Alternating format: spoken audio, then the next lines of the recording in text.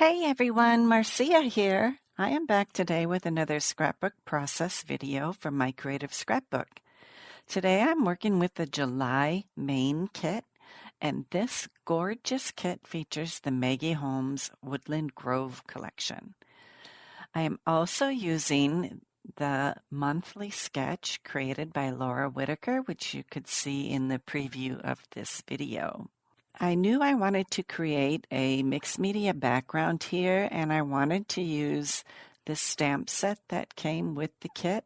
So the stamp set is from 49th and Market. It is their Dream stamp set. And where in the sketch there's this text for journaling, I wanted to use the stamp that had the scripty saying, "Oh, happy day, oh, happy day." And it just repeats over and over. But to get it straight on my layout, what I did on my background paper was just draw a few straight lines on my background paper. And I did this very lightly using a ruler as a guide, so I knew it was straight. Then I could go ahead, and I'm using the Schmoosh plastic packaging method to apply some ink onto my background. When creating a mixed media background, it's really important to choose the right background paper.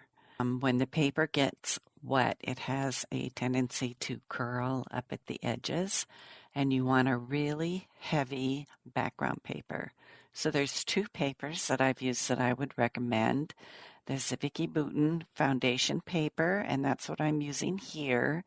There's also a Basil marshmallow double weight paper that also works really well. So the first thing I do is I mist my background paper with a little bit of water and my mini mister. And then I'm going to go and using the plastic packaging, I'm going to mix a little bit of my spray ink and some water and then smoosh that into my background paper where I want it. So I left a little hole in the middle here where I knew my photos were going to cover it up so that I didn't have to do the whole background that I wanted, just where it's going to peek out from behind my photos. Then I went ahead and I added a few more ink spots. My background's primarily this blue-green color that coordinates very well with some of the papers in the Woodland Grove collection. But there's a lot of pink in that collection too, and so I added a few pink splatters on here too.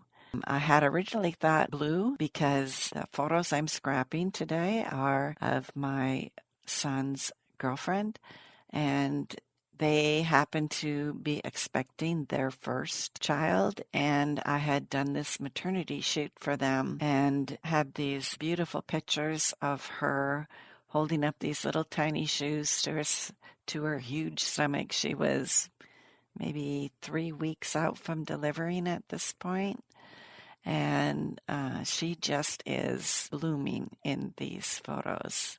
They turned out so gorgeous. I'm so happy the way they turned out. Once the background was dry, I'm ready to do my stamping. And I am just using an acrylic block and some black dye ink and using those pencil marks as a guide. I stamped that script text 3 times.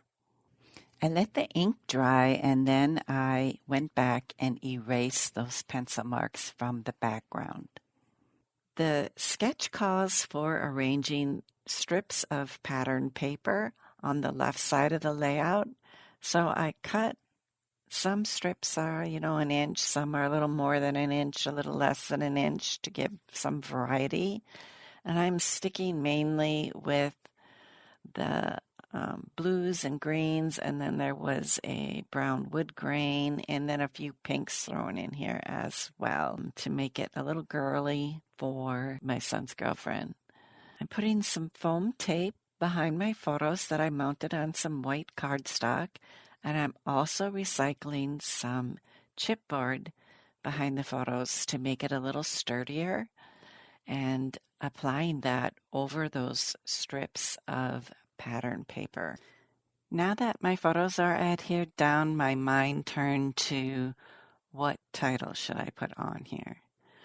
On the sticker sheet for the Woodland Grove collection is this phrase, "Love grows here," and I thought this is the perfect title for these photos. And so because it's a sticker and I wanted to pop the title up a little bit from my background, I put some foam tape on the back of the sticker, and then I applied some baby powder to the rest of it so that the whole back of the sticker would not be sticky, just where the foam tape is now applied. And I haven't adhered it down yet because I want to play around with my floral clusters and see if I need to shift my title to the right or not.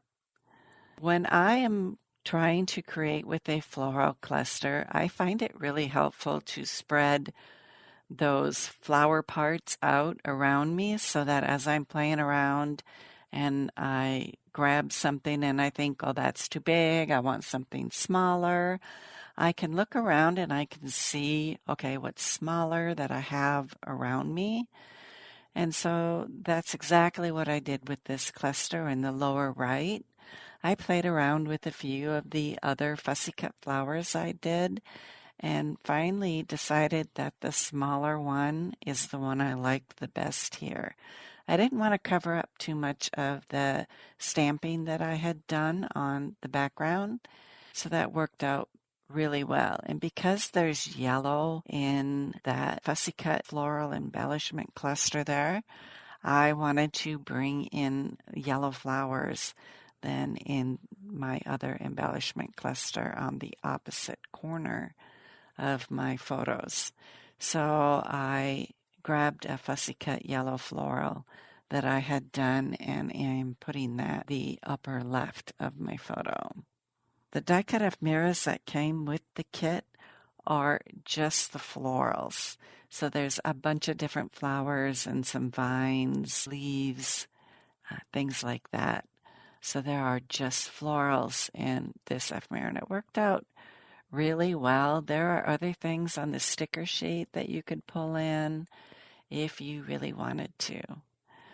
I had fussy cut out some butterflies as well that I knew I could use on here.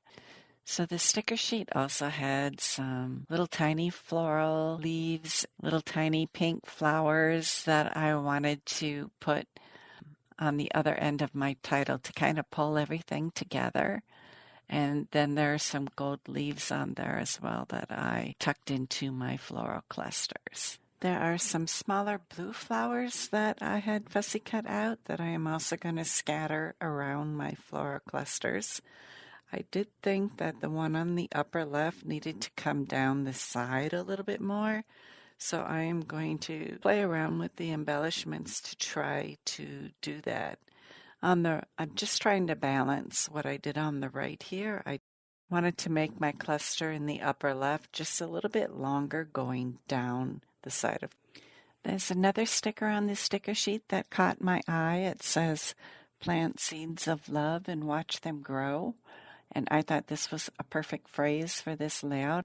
Well, I'm going to put some foam tape on that sticker and then put some baby powder on the back so I can pop it up.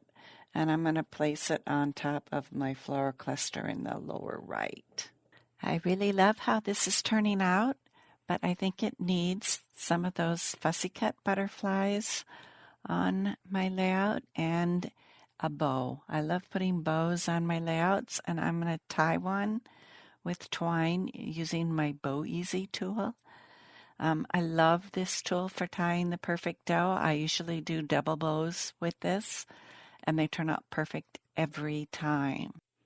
Looking at my layout now, I was thinking it's too heavy on the left, and there's this empty gap there on the right side. So I thought I would fix this by cutting an inch off the top and bottom and mounting it on another piece of pattern paper to frame it. So I cut an inch off on the right side there so that everything is now centered correctly. And then I did a 1/2 inch on the top and a 1/2 inch on the bottom, and then mounted it on this green pattern paper. What I did to conserve my pattern paper is I cut a square out of the middle of that green pattern paper so that I could use that paper on another layout. Once I have my layout mounted on that green background paper, I took some Nuvo drops. I'm using clear Nuvo drops, and I just wanted to add a few trailing trendles behind the butterflies to show a little bit of movement there. And it also adds a little extra interest for my layout. And there it is. Thank you so much for stopping by. My Creative Scrapbook puts out 4 kits every month. Again, I am using the July main kit. They also have a limited edition kit, an album kit, and a creative kit. Thank you so much for stopping by. Bye-bye now.